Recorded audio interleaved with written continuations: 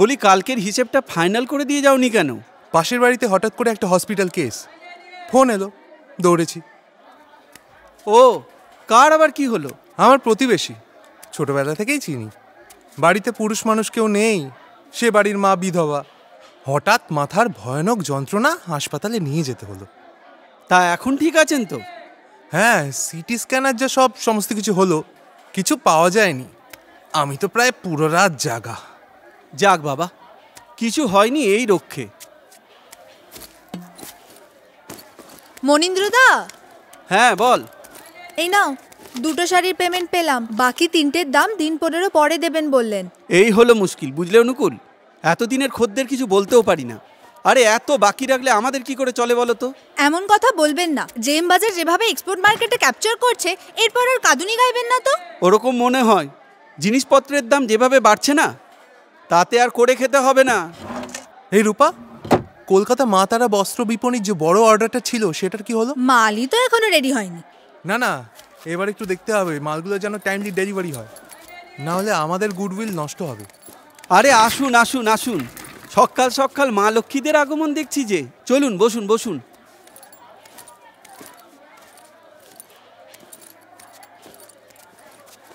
বসুন বসুন।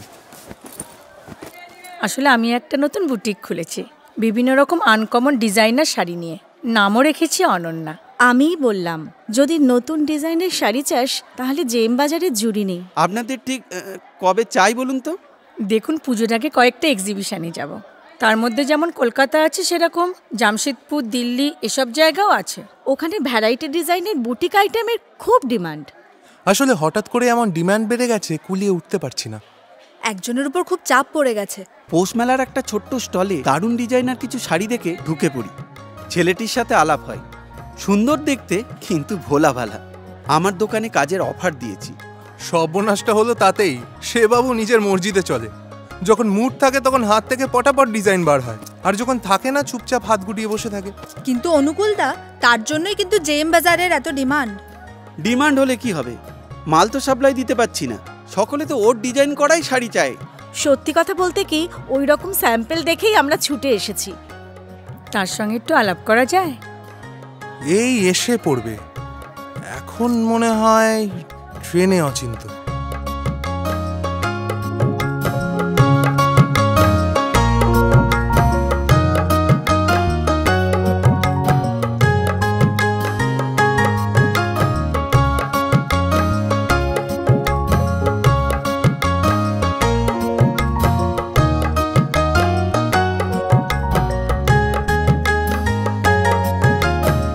আমারে মন কাঙাল হলো, বলো তো করবে কে আর ধনী? আসল মানিক হয় যে ঝুটো, খাঁটি যে প্রেমের পদ্মমণি।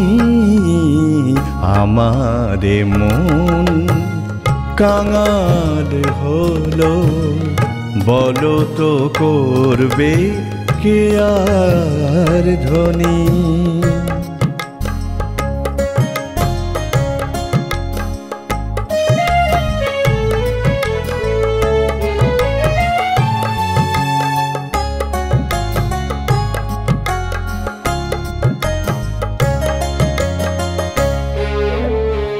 তখনও আকাশ ছড়ায় রোদে, মুঠো মুঠো সোনা।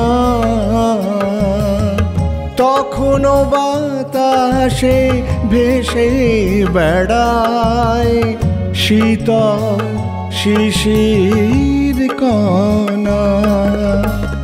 তখনও আকাশ ছড়ায় রোদের মুঠো মুঠো সোনা। তখনও বাতাসে ভেসে বেড়ায় শীতল শিশির কণা। আলো ঝলমলে সকালে তখন মেঘের ডাক যে শুনি, বৃষ্টি নামে চোখের পাতায়, তারি তরে দিন গুনি। আমারে মন কাঙাল হলো, বলো তো করবে কে আর ধনী? আসল মানিক হয় যে ঝুটো, খাঁটি যে প্রেমের পদ্মমণি। আমার এ মন কাঙাল হলো, বলো তো করবে কে আর ধনী? বলো তো করবে কে আর ধনী? বলো তো করবে কে আর ধনী?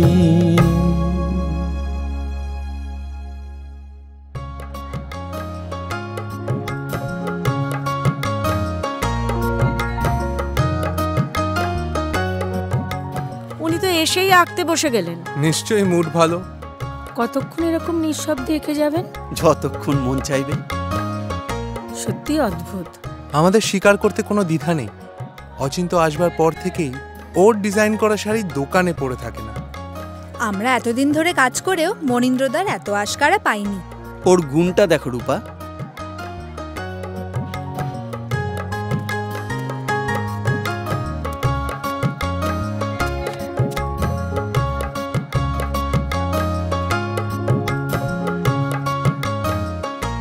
কার ছবি এঁকেছে? এ কি? এ তো ইন্দিরা। কি বলছেন অনুকূলদা? ইন্দিরা তো সেভাবে বাড়ি থেকে বেরোয় না। বৌমা তো ভুল কিছু বলছে না? কেন মা, দিদি তো দুদিন আগেই কলকাতায় গেছিল।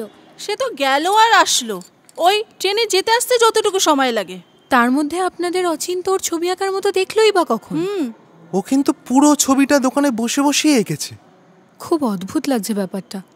আচ্ছা, ভয়ের কিছু নেই তো? ইন্দিরা কিন্তু আমাদের বড় আদরের। তোমরা এত ভয় পাচ্ছ কেন? না না না না, ভয় পাওয়ার কিছু নেই। অচিন্তর মতো ছেলে লাখে একটা পাওয়া যায়।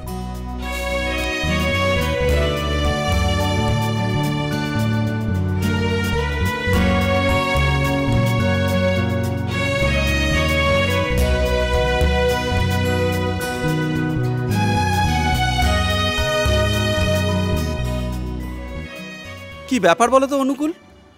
ব্যাপার খুব গুরুতর। আরে আমার অবস্থা তো আরো গুরুতর। ভদ্রমহিলা দুজন এলেন বলে টাকা অ্যাডভান্স করে দিয়ে গেছে, এবারে মাল সাপ্লাই করব কি করে? হ্যাঁ, অচিন্ত তো সারাক্ষণ মনমরা হয়ে থাকে, ওকে দিয়ে তো কাজ করানোই যাচ্ছে না। মনীন্দ্র বাবু, তুমি সামলাও অনুকূল।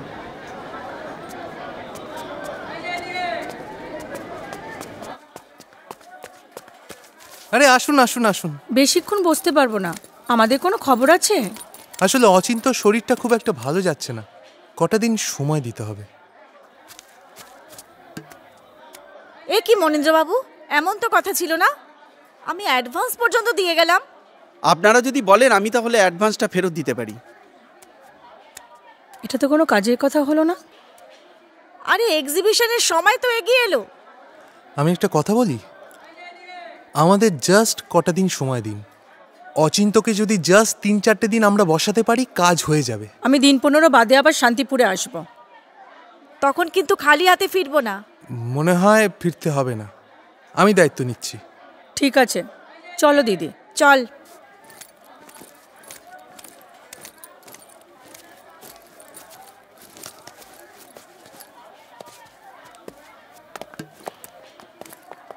খুব তো দায়িত্ব নিয়ে নিলে অনুকূলদা।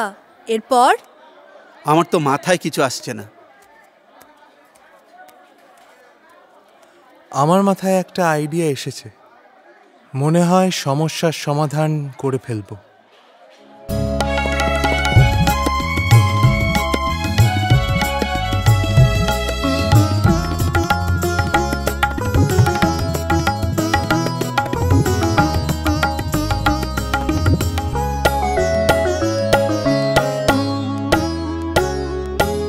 স্বপ্ন রচি তোমায় ঘিরে, বাঁধব সুখের বাসা ছোট নিড়ে, যে নিড়েতে আমি জনম নিলাম, যেথায় অকালে আমি মা হারালাম। দেহেরি পিঞ্জিরায় মন পাখি ডাকবে,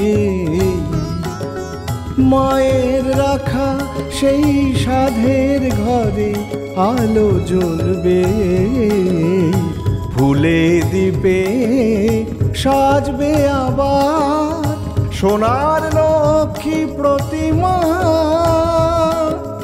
ঘরের লক্ষ্মী তারে পুজো দেবে, তুমি দেখে যাও মা, তুমি দেখে যাও মা, তুমি দেখে যাও মা।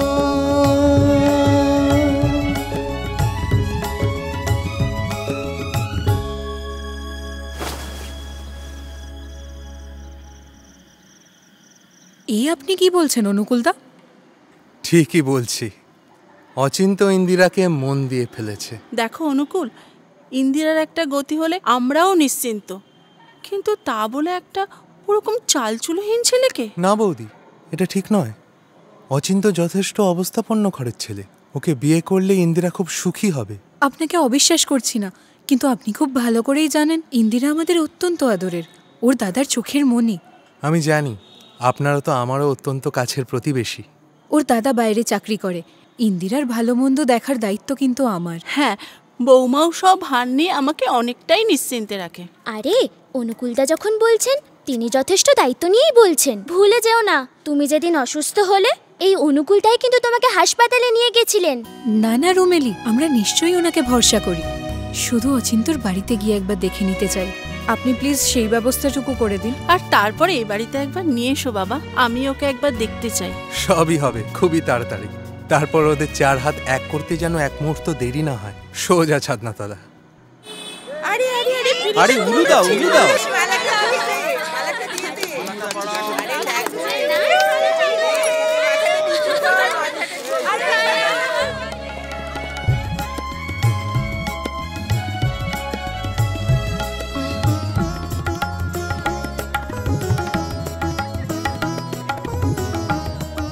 সকলে মিলে কত হই হই করছে বলুন তো, কিন্তু ওরা দুজন তো বলতেও পারে না, শুনতেও পারে না, কিন্তু দুজনের জগতে ভালোবাসার কত আতশবাজি ফাটছে বলুন তো। না বলুক, না শুনুক, তবু ওরা সত্যিই রাজ্যটক। স্বপ্ন রচি তোমায় ঘিরে, বাঁধব সুখের বাসা ছোট নিড়ে, যে নিড়েতে আমি জনম নিলাম, যেথায় অকালে আমি মা হারালাম। দেহেরি পিঞ্জিরায় মন পাখি ডাকবে, মায়ের রাখা সেই সাধের ঘরে আলো জ্বলবে, ফুলে দ্বীপে সাজবে আবার সোনার লক্ষ্মী প্রতিমা, ঘরের লক্ষ্মী তারে পুজো দেবে, তুমি দেখে যাও মা।